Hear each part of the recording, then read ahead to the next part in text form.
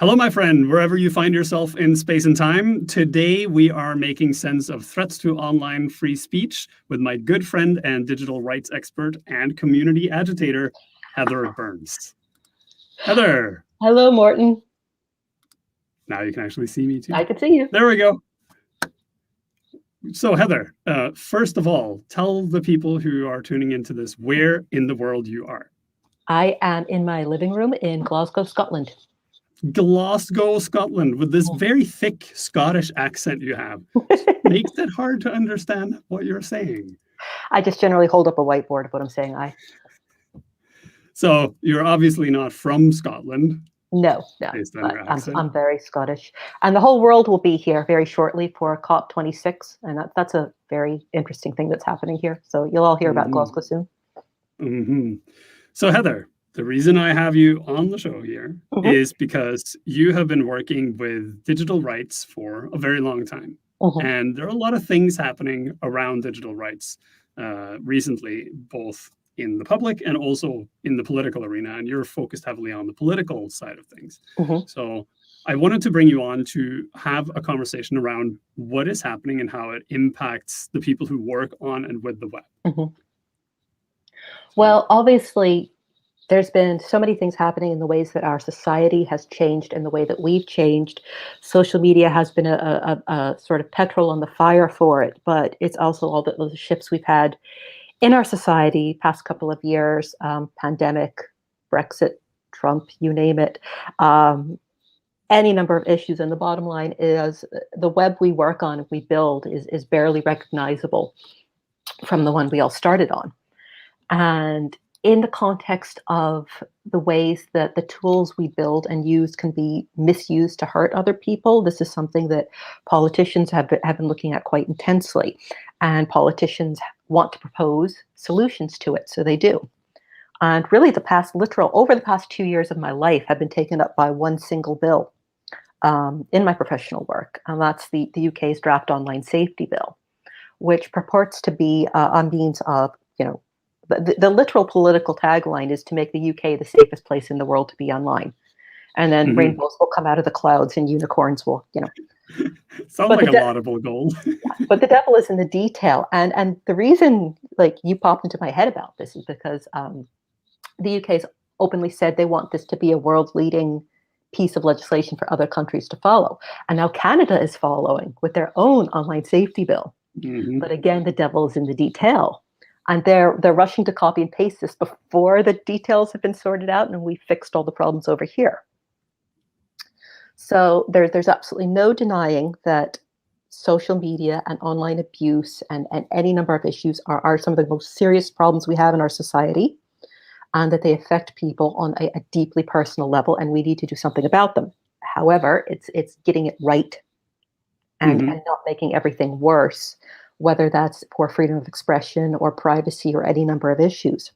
And the other reason you sort of crossed my mind about this is, as anyone who works on these issues will tell you, all of these bills and these draft legislations, whether it's in the UK, the US, Canada, wherever, they are focused on social media. And by that, we mean 5 or 6 specific companies and platforms. You know the ones. To most politicians and legislators, those things are the internet. Yeah. However, they're not legislating around those specific companies. They're legislating the web. So not only is there no sort of recognition about what is the impact of these things on every one of us, not those platforms, but there's also very little comprehension of how these will impact things like open source and open source project and open source communities. And they're very much in the scope. So maybe we can talk about that today as well. Yeah. So let's roll this. I want to kind of chop this into pieces so it's comprehensible and to put a proper framework around it. So the first piece to this is this online harms problem, right? Yes. So I think anyone who has been on the web within the past several years will have experienced some form of online harm problem, in that we have everything from direct harm, as in publishing of criminal content, right? So terrorist content or child pornography or revenge porn, or things that are explicitly harmful in that just looking at them in itself is harmful, or that it is causing direct harm to someone. And then there's the next level, which is things like misinformation, which is a huge problem right now with the pandemic, and political misinformation and everything else. And then you have these more vague things like criminal activity online, right? And then you have hate speech, which is this actually extremely well-defined term that is often used as if it wasn't a poorly defined term. And when you say something like, we are going to make the web a safe space, and you frame it in the context of these types of harms exist on the web, that sounds like a thing that most people would want, right? And that's how these things are being sold into the world. Yes. So what is it? Like, where is the disconnect between this idea that going onto the web shouldn't be harmful to you? How is it that somehow breaks down when it gets to how do we manage it? You've hit the nail on the head about what a complex problem is, and there's so much involved there. When we're talking about all these draft legislations, there's a couple of commonalities. And you talked about the first one, which is, first off, there's absolutely, undoubtedly unacceptable content.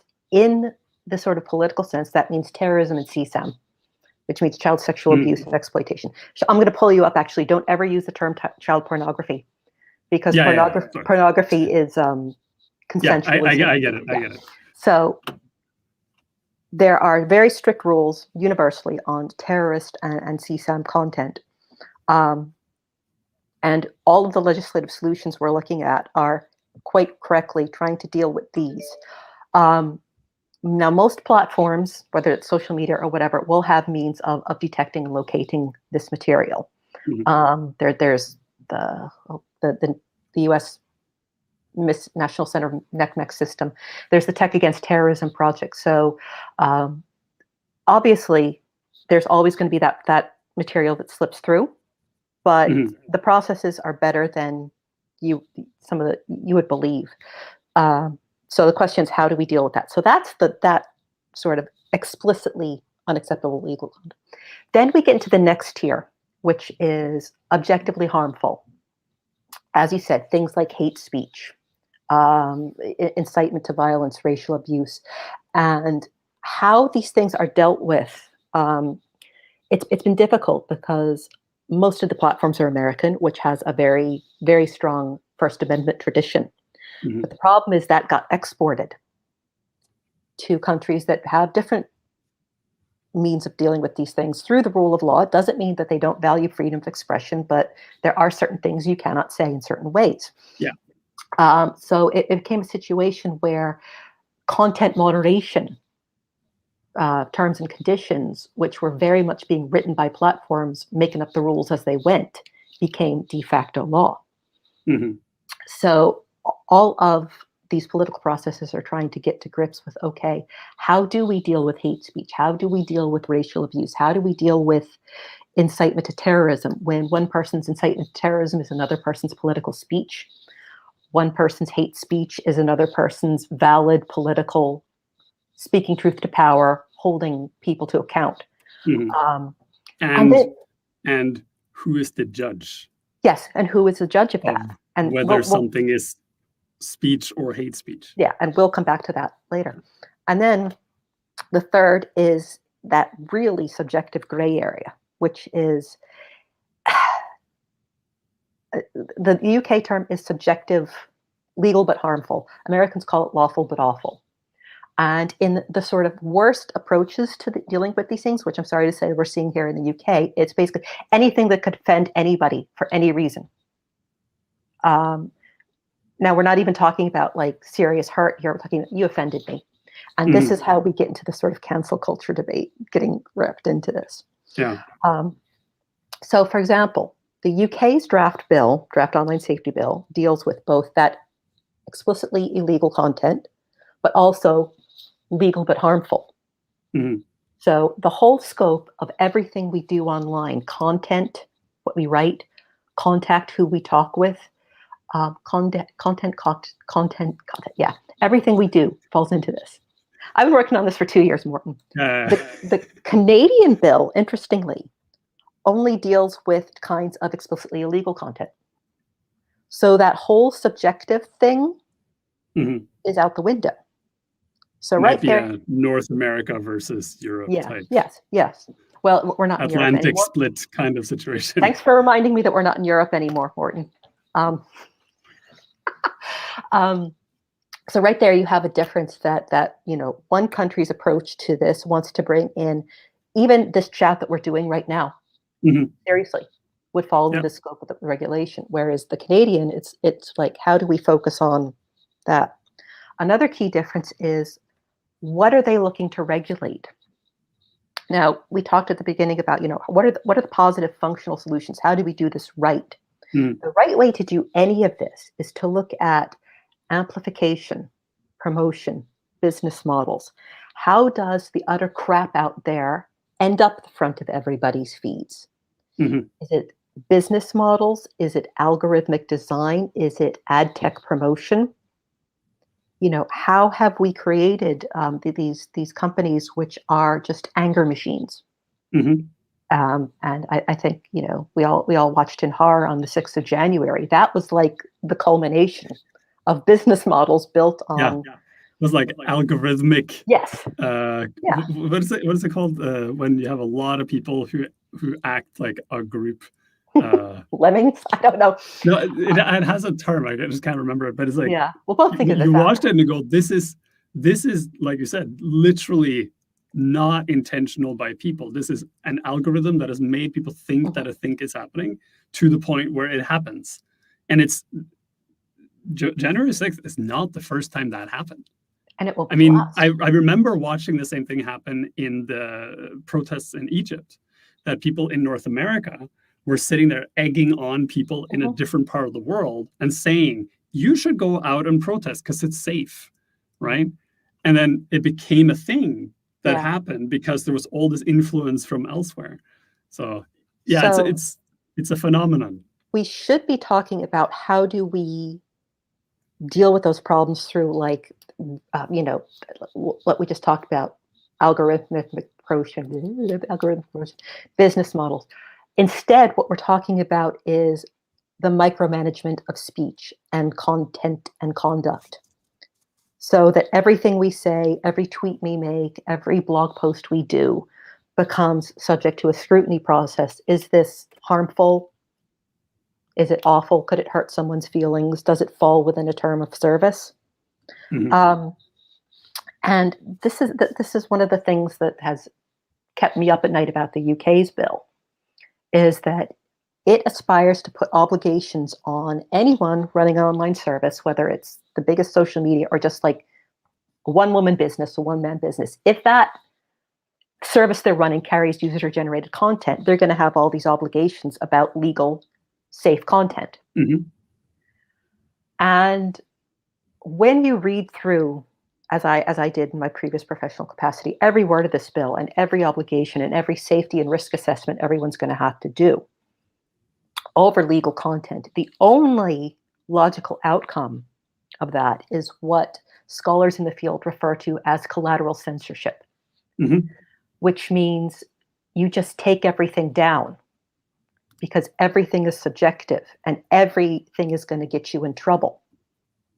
And it's going to be easier and more cost efficient and personally safer for you to just take all that content down than risk regulatory action, which could include service shutdowns, fines, or even in the draft UK bill, your personal arrest over something that one of your users did, which might have fallen into a gray area. So where these become clear and present dangers to free speech is when you have these laws that are drafted in a way that are setting people up to fail, really, targeting those 5 or 6 platforms, but impacting all of us. And anyone who doesn't have a Facebook-sized legal department plus content moderation team is just going to decide, you know what, heck with this. Take this all down. Take it all down, because I'm not getting arrested over 2 paragraphs in a blog post. Yeah. And I think it's important in that context to understand this isn't just like, let's say you run a blog. It's not just that you would write something that is problematic. It's also that someone could write something on your blog that is problematic through your comments. And because you get, like, if you run a blog that got an enormous amount of comments, you wouldn't be able to monitor every single thing that was written. Yeah. And then someone could go and say, hey, like, I scrolled 16 pages down in this post and I found this one sentence. And you didn't take it down. So this is a problem, right? And anyone who's run a blog knows that the comment section is like a fly trap for the absolute worst of the internet. And so one of the mitigations they put in for the UK is like, okay, the comments below the line won't be in scope, but everything above it will be. But then you get into like they don't think about these things, and it falls to people like me and to others on these calls to sit and point things out to them. But like, I could say the rubbish in the top above the comments. There could be horrible things below the comments, but I've got to take out the stuff in the top but leave the bottom. Now, what happens if this contentious thing I also share to my social media networks? So it's now on Facebook and people are commenting it on there, and I tweet it and people are commenting it on there. So we're now micromanaging a single piece of content across 3 different platforms. And you start to see why collateral censorship becomes a thing. If it's not collateral censorship driven by, the service provider, it becomes a chilling effect and self-censorship, where people don't bother saying something because they're like, the platform's going to have to take it down because I'm talking smack about that politician. And when we're in territory like this is when you want to sit down, certainly the UK politicians, look them in the eye and say, you're promoting this as world leading, as something other countries will want to follow. Now, we are the mother of parliaments. We are seen as a model for other countries to follow. What happens when countries like Tanzania, Iran, Brazil look at this bill we're making and say, jackpot, you have just given me a blueprint to silence my political enemies, silence dissent. Which is already happening in several countries. Which is always happening in all of those countries. Yeah, and is being scrutinized by the world leadership to say, like, this is wrong. But if we then set a precedence for doing this and say, like, well, no, when we do it, it's right. But if you do it, it's wrong. And there's some sort of opaque line somewhere that says, like, anything you do that's above this line is fine and anything below is a human rights issue. Iran has released what they call the Iran Safety Bill. It's a carbon copy of this. And it talks about like taking down legal content which could corrupt the virtuous morals of young people. Now, that sounds, frankly, like something out of a British tabloid. And it's certainly what some people would like to see out of this bill. But, once you shift it to that context, you sort of see where these things get really dangerous. Now, Russia has that, but for LGBTQ, and Poland is moving in that direction, and Turkey is moving in that direction of saying that anything that is even remotely towards non-binary content is automatically like effectively contingent and the same as child sexual abuse. Yes. And they link those 2 pieces together and say that these 2 pieces are connected, even though it's an absurd statement. They make that connection and they say, therefore, we have to ban all this content. Yeah. And that's an absolute perfect example. We're fine with that here, but we're also handing a legal model for removing that content to countries where there's not. Now, I talked about, our virtuous children. And one of the really terrifying aspects of the draft UK bill as it's been drafted, not as it's a long way away from becoming law. And yes, the draft process is to iron out these things, but any service provider, and again, we're not just talking those 5, 6 social media giants, we're talking about 2-woman business, 2-man business, whatever, will need to know the rough ages of all users of its service in order to determine if children are accessing the service and could be potentially harmed by anything on the service. So what that means is as this thing's been drafted, any service accessible by anyone in the UK will need to impose an age verification or an age assurance gate to age verify. Like alcohol recipe websites? Now, yeah. Just think of cookie pop-ups, but for age verification. Yeah. Now, one of the things they'll talk about is it won't necessarily need to be age verification, as in upload a passport or driving license. We might use age assurance. Now, what is age assurance? Age assurance is a privacy protective manner of determining your age through alternate means. And what that means in practice is using the webcam to measure your head to see if you're a child. What? Yeah. Now, how would that work? Yeah. So, yeah, I am not talking about crackpot Victorian phrenology. I am talking about digital legislation in the 21st century. This doesn't make any sense. Yeah. What? So your website would use your webcam to measure the head of the person sitting in the chair. Say that looks like a child, therefore a child is using the service. So would that be like in proportion to your body? Because I mean, I don't understand. It's just based on what people look like. I don't understand how that could possibly work. But that's fine. No. I'm not going to dig into this. Welcome to the wonderful world of tech politics, Morten. But the bottom line is anyone doing business anywhere in the world whose site could conceivably be accessed in the UK will, the way a law has been drafted, have to put an age verification gate in order to meet, not even to protect children, but to meet their compliance requirements under this bill. So in addition to just trying to run our businesses and do our jobs, we all have to start collecting data about people. And, your age is connected to your identity. So it's going to be some sort of,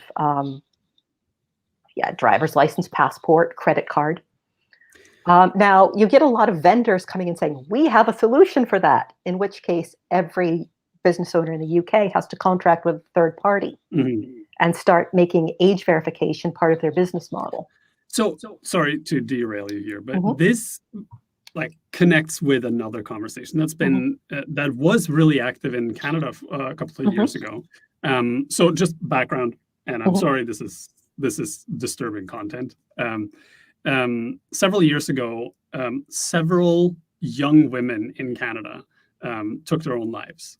I remember that, yeah. Due to online harassment. And it turned out that in at least 2 of the cases, the online harassment was caused by people who had coerced them into doing things on the internet and then used it as blackmail.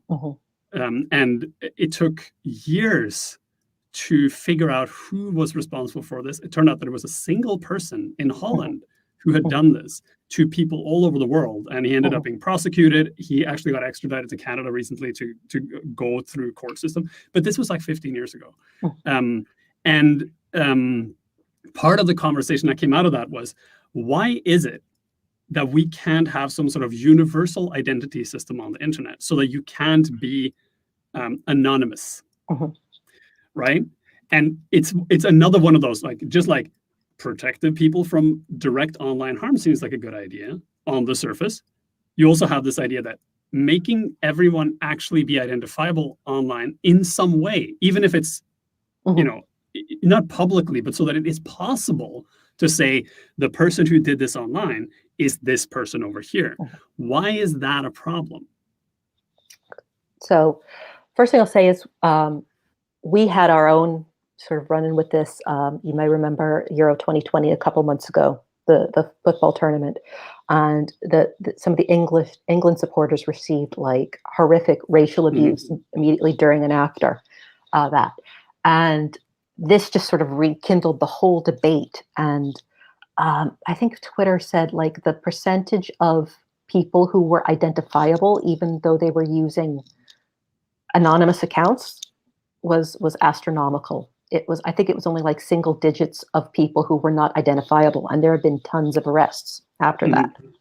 True anonymity, as in we are talking absolute unidentifiability, is actually really rare and really technically difficult.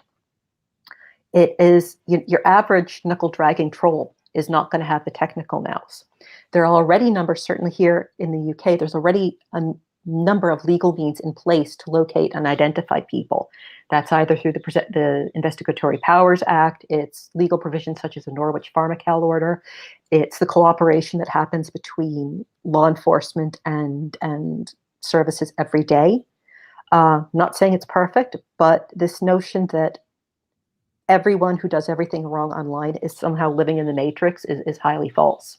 But at the same time, though, yes. when people are harassed online and they go contact the police in almost every case say, there's nothing we can do. Right? And not in there's no legal remedies we have. It's there's no way we can find these people. Like that seems to be the default answer to those questions. I'll answer that in two parts. First off is that the notion of having some sort of universal identifier, and you can see why politicians are into that. Number one, because they've been told it's possible by software vendors offering it. But for example, the way this bill has been drafted, you would require that to even, some of them want this bill to be drafted that to do a Google search, you'd have to prove your identity. Mm-hmm. For me to talk to you, I'd have to prove my identity. Now, that presumes that we're going to do something wrong, or I'm going to look up something wrong, and I need to be dissuaded from that. But what if I want to look up something about I'm experiencing domestic abuse and I need help? What if I'm a young person concerned about my sexuality in a family that doesn't allow it? What if I'm having doubts about my faith? What if I'm becoming politically active? And it gets into the notion of certainly, the way this bill has been drafted, it's basically like massive decentralized databases in private hands of everything we do, everything we say, everything we looked up, linked to their identities. Now, who are two people who would love that? Number one, governments. Number two, hackers. Uh-huh. And any sort of legal solution, you talk about scope and proportionality. Is the solution being proposed proportionate to the problem at hand, and is it going to address it? The way I'll answer that is, sorry if anyone on this phone has heard this, on this call has heard this story. I've told it so many times, but one of the people I recently engaged with in my previous capacity was a former MP. And she got really, really quite serious abuse for quite a while, which was largely anti-Semitic in nature. And some of you will know the one I'm talking about here. And she was recently telling me that, and she was telling me this on camera from her home office with the door closed with the police on the way, was that she'd received a serious death threat on the platform, reported it to the platform. They took care of it, dealt with it immediately. They passed it to the police. The police then confirmed to her that it had been a valid, viable death threat and she needed to worry. Mm-hmm. Now, the thing was, they told her this 18 months later. Yeah, that sounds reasonable. So, and this is the problem. Yeah. Whenever we're getting into any of these laws, whether it's the UK or the Canadian one, there's this sense that we can just legislate and everything will be hunky-dory. But as you mentioned, and you said this at the beginning of our chat, service providers, whether it's you, me, Facebook, whoever, they're not judge, they're not jury, they're not the legal system, they're not the police. For once, they did everything right. Once it passed over to the UK justice system, a year and a half. Mm-hmm. And there's only so far you can go to blame the pandemic for that. So the question then becomes, what happens when we have these moves to sort of limit control of our free speech, limit control of our actions, turn service providers into privatized police, but that isn't met on the other end? That the police aren't logging these things, that people aren't being prosecuted, that for that matter, there aren't mental health services in place to stop these people from getting into that position, first of all. Mm-hmm. So, content moderation is not systemic change. Identity verification is not systemic change. So I fear that we're moving to it. I've referred to it sometimes in my work as privatized policing, because you almost see that determination by some politicians to just shove all these problems off to platforms to deal with as proactive detection, content moderation, judge, jury, law enforcement, judicial system, penitentiary, mental health care. Yeah. So just to clarify something for all the viewers here. Heather and I have been talking about this for years. And Heather and I I think pretty much at the same point in this conversation in terms of agreement on what is happening and everything. But for the purposes of this conversation, I am intentionally asking difficult questions and being a contrarian. So just, for the people that are going to watch this and be like, clip a piece out of me, like, I can't believe Morten said that. It's because I'm trying to create a conversation out of it. If you think you're being provocative, I have some government buildings no. to drag you into, Nate. I'm not going to. It's nothing. I know, but so I wanted to just show the people paying attention to this quote, because I think it's really important to understand what we are actually talking about, which is this idea that there's a perception in the world that if everyone was acting in a fair and just way, there would be no need for any kind of moderation, right? And if you turn it on its head, you can say that moderation can exist, and you can have very onerous moderation in anything, because if you're not doing anything wrong, it wouldn't bother you. And what Edward Snowden said in his book, Permanent Record, is a very important point, that because a citizenry's freedoms are interdependent, to surrender your own privacy is really to surrender everyone's, because saying that you don't need or want privacy because you have nothing to hide is to assume that no one should have or could have anything to hide. And it's, for me as a philosopher, this is like, oh, look, it's deontology, right? But it's also very poignant that just because you live in a safe country that has reasonable leadership that says that, your business is your business, and there is a objective line that you can cross, where like anything below this line, even if it's offensive, is just offensive. Anything above this line is like directly harmful to people. And they put that bar very high. So they say like your sexual orientation is not harmful to anyone, right? But actively saying I'm coming to your house to kill you is harmful to someone. And that's the line, right? But then in another country, they might say saying anything that in any way is against the current policies of the current government is directly harmful. See Belarus, right? Yeah. That is exactly what's happening there. That if you say anything as the government, then automatically you're put on a list, right? And the assumption that we can set this precedence of fairly onerous government control over what is happening online, and that this somehow will be enacted in a fair and just and equitable way across the world, there is no evidence to support that assertion at all, because that's not how anything works. Like, there is literally no evidence to support that. And yet that is what we're doing, because like a deontologist would say, or a duty ethician would say, is that when you do something, you are doing it under the assumption that the thing you are doing is the thing that you want everyone else in the same situation to do. Meaning, if you impose government restrictions on what a platform can do, you are saying every other government should do the same thing in the same way that I am doing it. Absolutely. So that's the umbrella under which we are having this conversation, that even if it's happening in the UK or Canada or Australia or Norway or the EU or wherever, it's setting a precedence.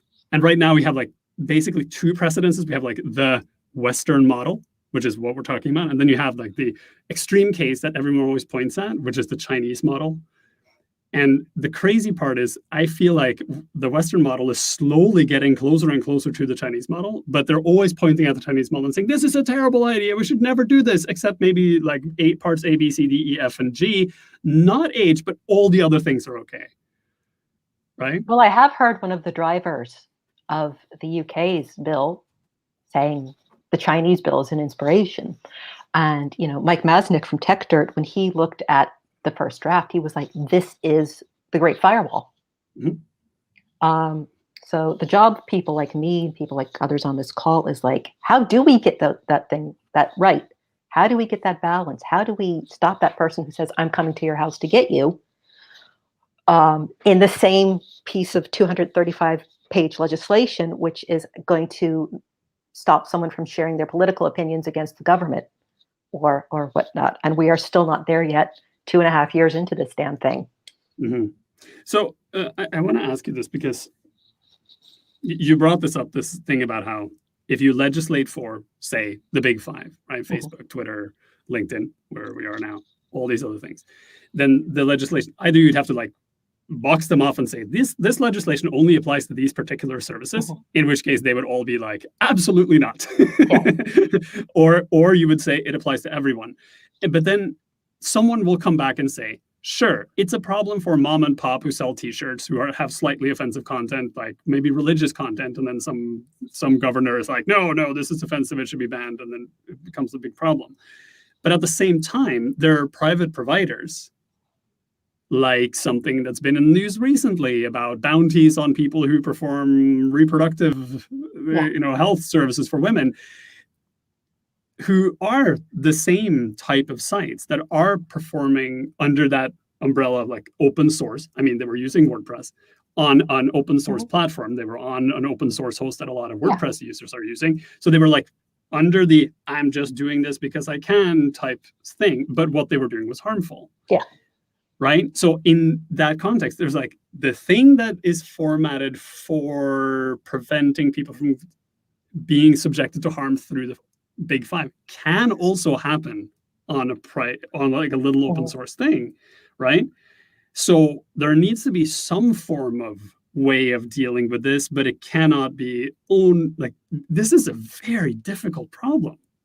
Now, in the UK, and actually in the EU as well, with their draft bill, which is nothing like this, but let's not even go there today, they have made that distinction. So there's a sort of what's called Category 1 companies, which is those massive ones. And then there's the rest of us.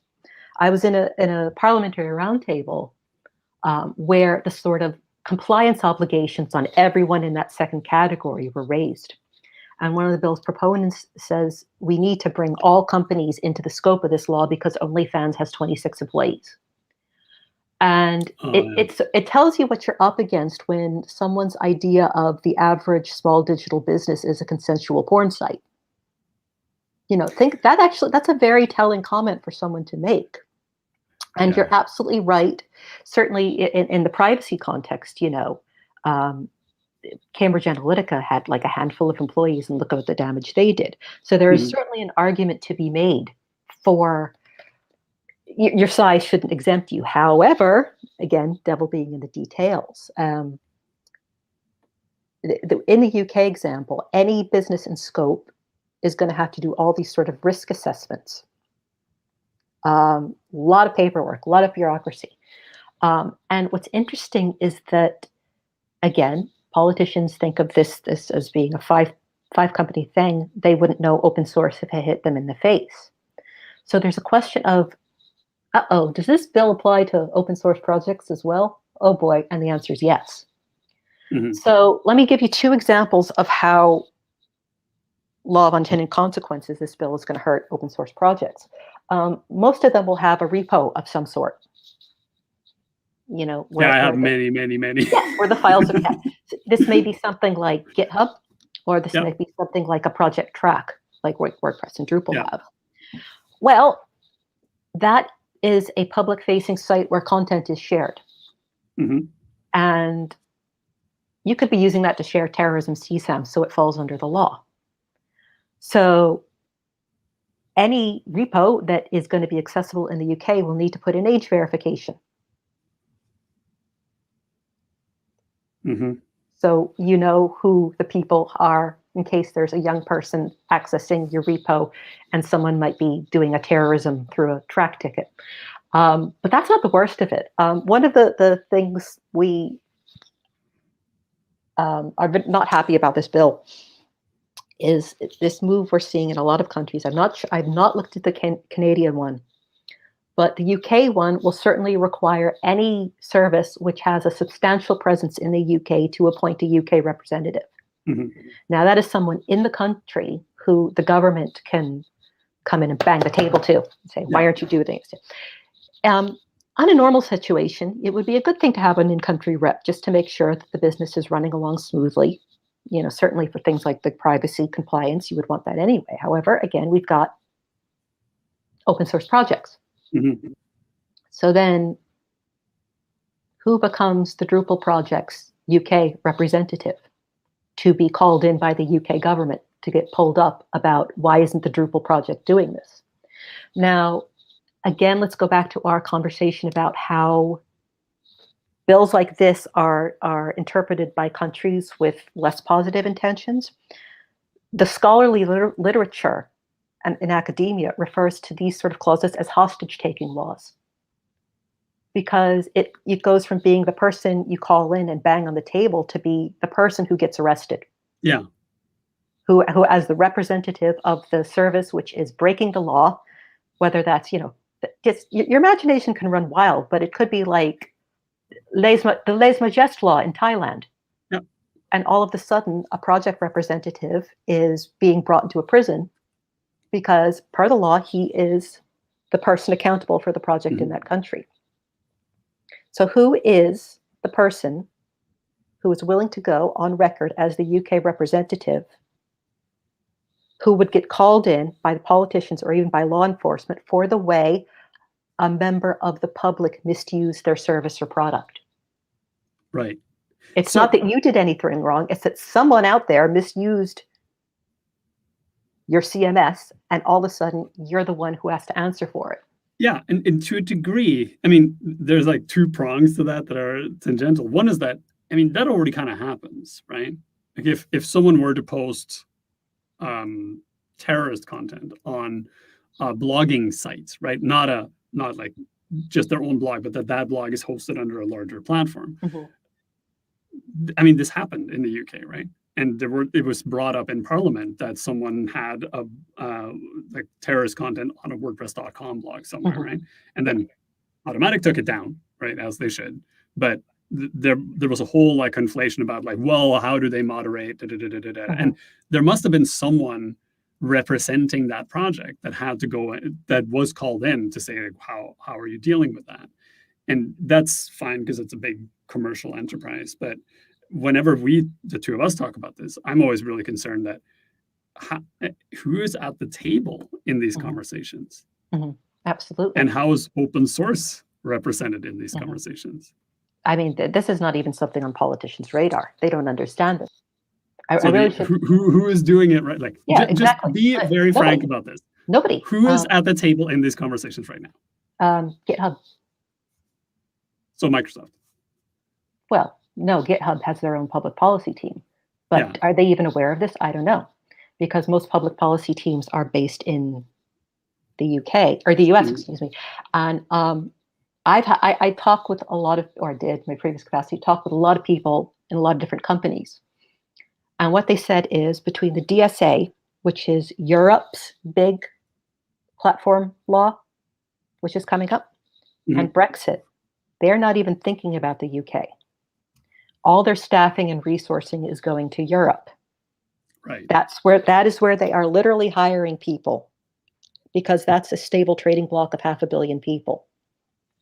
We are a sort of island having a bit of a crisis several miles off the European coast. We're 70 million people trying to go it our own way and do our own rules. Now, even medium, I'm not going to name them, but companies I've spoken with, they're saying, we're not going to bother. We want the 500 million people and the cooperative government. We don't want the 70 million people and the government that brings us into meetings and shouts that we're a bunch of pedos. By the way, that's how you know you're actually in Policy Club. You get brought into a meeting and shouted at that you're an apologist for pedos. It happened to me. I was like, I'm in the club now. Supporting open source. I'm in the club now. Yes. Welcome to Fight Club. And I have spoken to representatives from companies who have just said, if this bill passes, we're out of here. It is literally not worth doing business in the UK.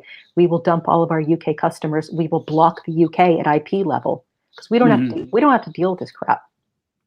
So if that is what well-resourced companies are saying, now you and I both know full well what the open source response to these issues is, which is haha politics, LOL, out of here, from a largely American perspective. So I fear that we're going to see a lot of, when you're here in Europe and you go to a lot of American news sites, you get a splash page that say, unfortunately, this page is inaccessible while we try to work out how to deliver our outstanding content to European audiences, which means They're actually not journalists, they're ad farmers, and they have no way to run a business model that doesn't involve putting 2,000 trackers on your device. We're going to see that in reverse.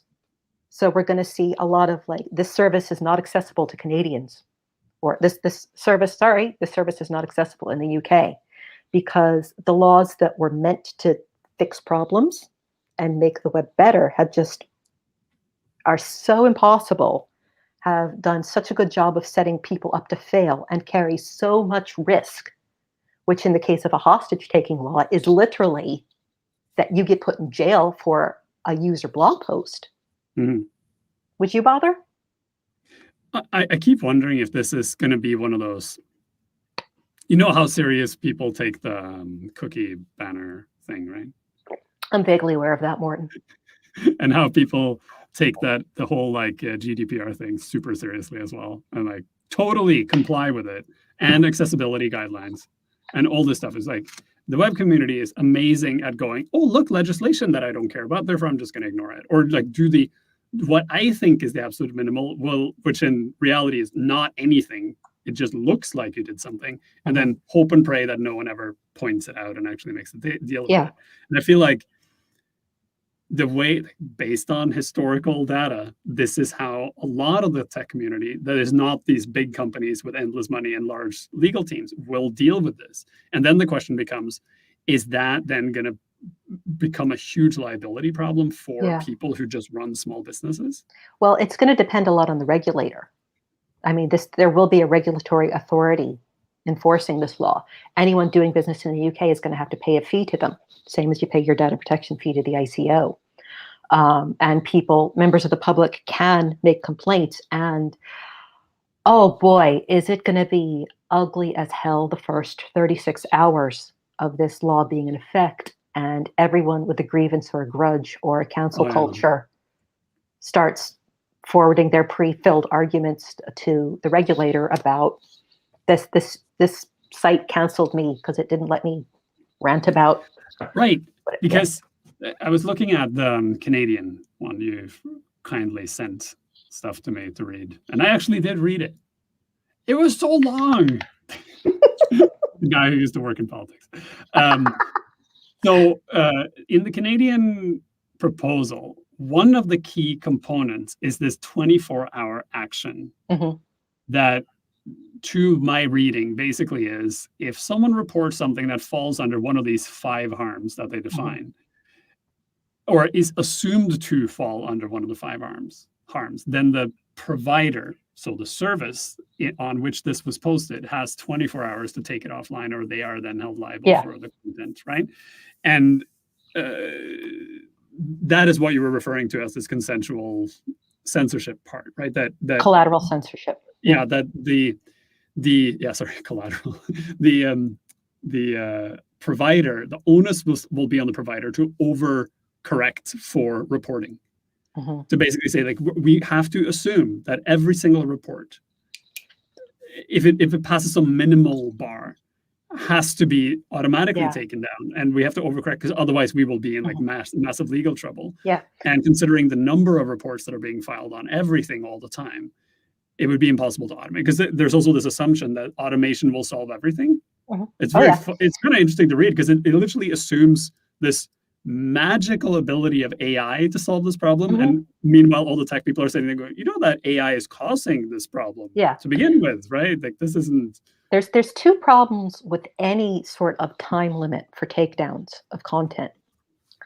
Number one is, if you think about things like defamation cases or First Amendment cases, how many years do they take to go through the court system? And they result in like judgments that are this thick and explore every detail, every legal aspect and precedent, going back to the Federalist Papers. When you put these time limits in, you're basically expecting private platforms to act as binding judicial systems within X hours for processes which would take years for the actual law. And the second problem with these takedowns, it's pretty obvious when you think about it, is it can take down evidence.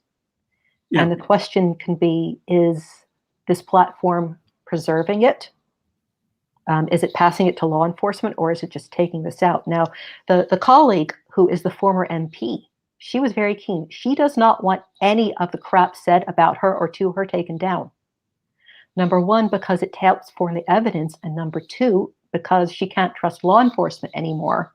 Mm-hmm. She says, if some guy says he knows where my house is and he's on the way, I need to see that. I'm more at risk if he's on the way and it's been pulled down by an AI, by an algorithm to meet this requirement, than I would be if it stayed up. So everything that sounds good in theory, there's so much nuance and so much risk to it. Right. So we have 10 minutes left to solve this problem for the world. As we do, we always do this, Morten. Yes. So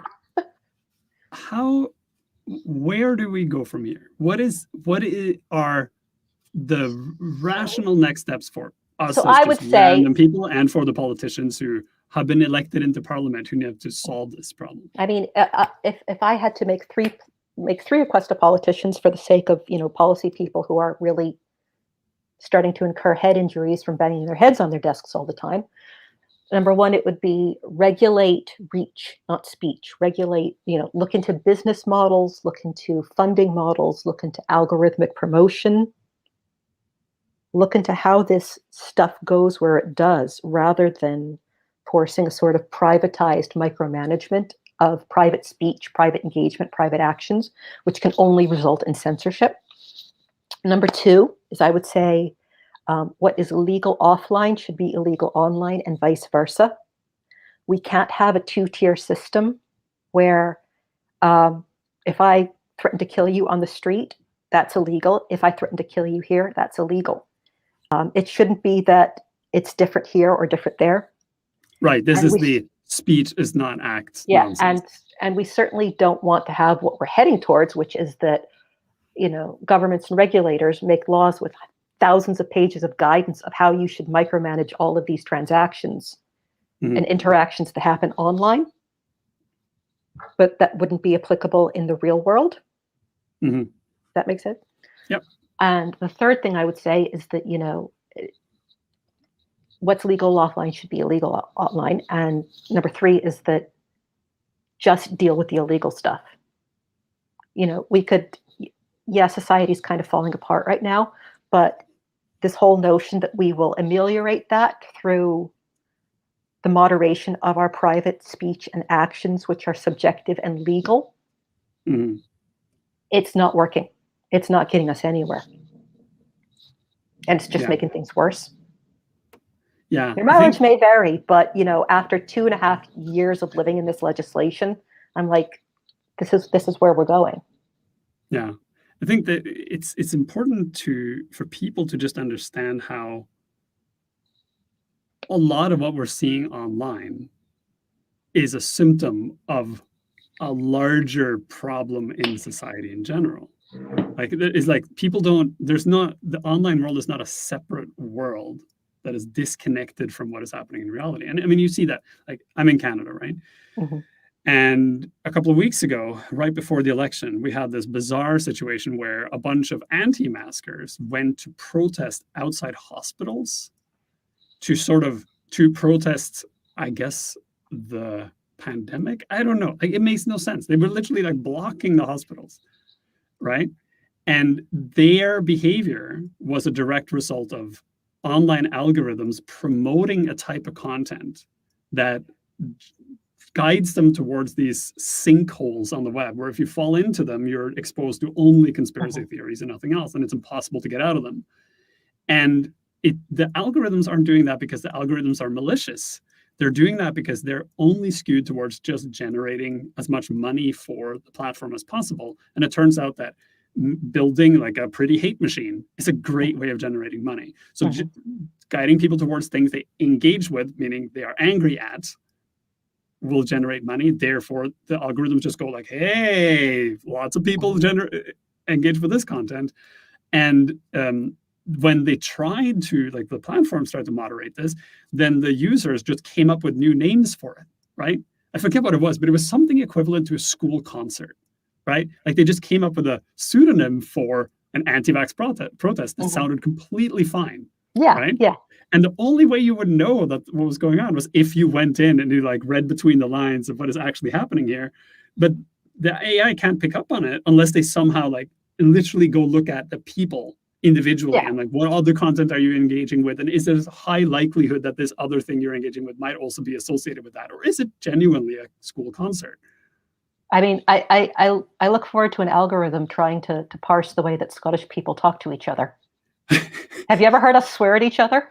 I've been on Scottish TikTok. It's very interesting when you see like people try to highlight how extreme some languages get. And I always wonder like if people understood Norwegian dialects, which like 2% of the world population does, but if people actually did, if Norwegian was equally available, there are in my country that has like 5.5 million people, there's like 200 distinct dialects, of which at least 2 I don't understand.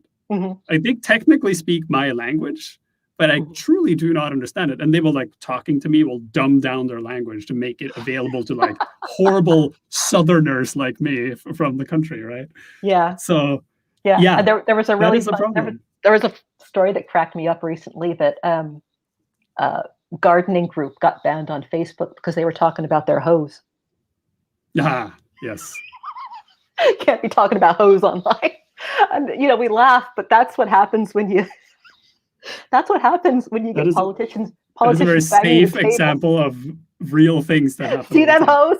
This is what happens when you got politicians, and God knows I'm in these meetings where we're always like, why can't the tech wizard something up? And you get dirty hose. That's what you get. Yeah, it's yeah.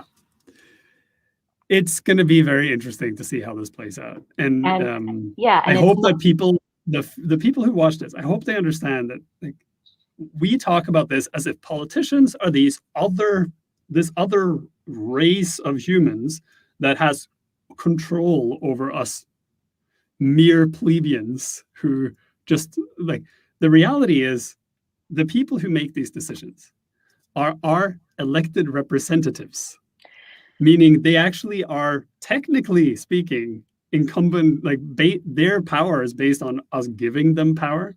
And if the populace gets educated on this, they can go to their elected representatives and make them make better decisions. But it's a race against time at this point. And it's also a race against understanding. Yeah. And right now, the people who, it's not a politician's job to know the ins and outs of every industry and every constituency they have.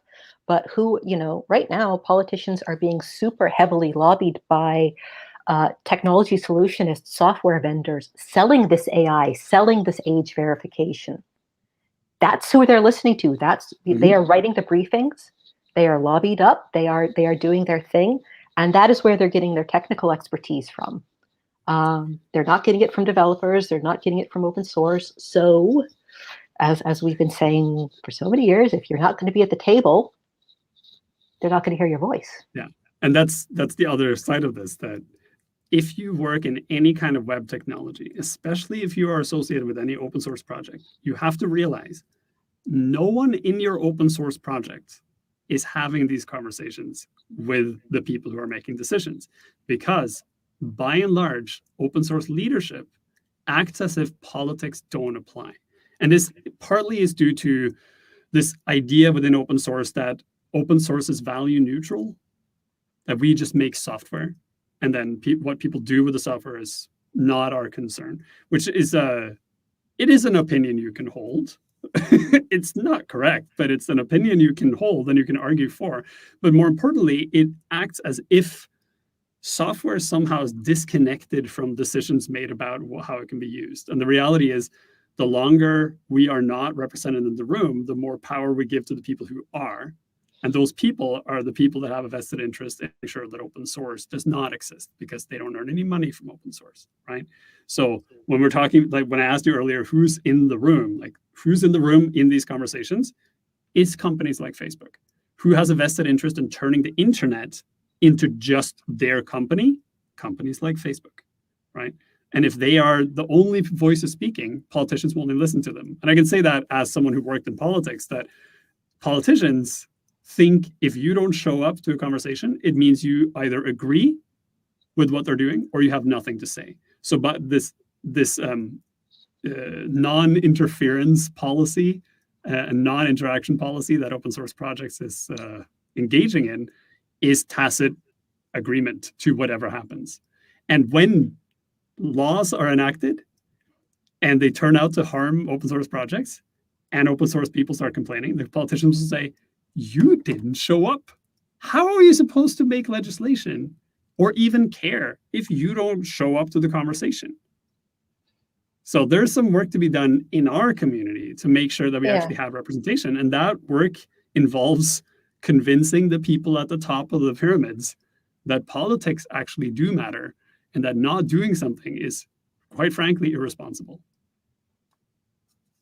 You know, there was the Thanks for coming to my TED Talk. Yeah, there was a day a couple years ago where open source contributors in Iran one day found they couldn't log into their repos because the US sanctions